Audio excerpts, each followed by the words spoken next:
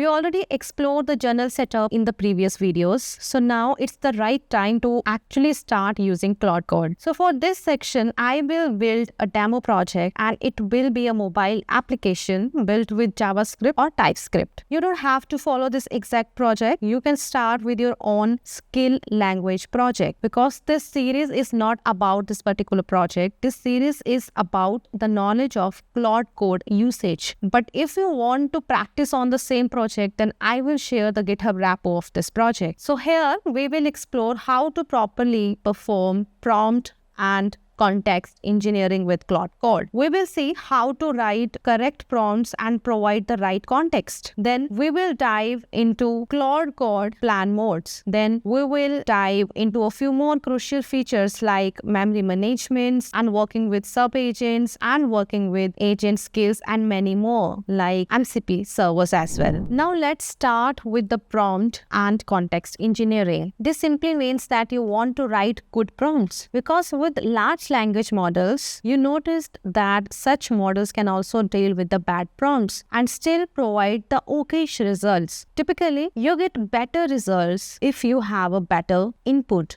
Good input is always equals to the good results. And the input, I mean a prompt, is actually a combination of having specific instructions that clearly describe the task you want Claude Code to work on and providing relevant context and extra information without providing unnecessary information, because unrelevant information can lead to worse output. Thanks for watching this video, and if you enjoyed this video, then please hit the like button, and if you are new to this channel, then do subscribe for more related content, and if you have any doubt related to the video, then do comment. So happy coding and bye-bye.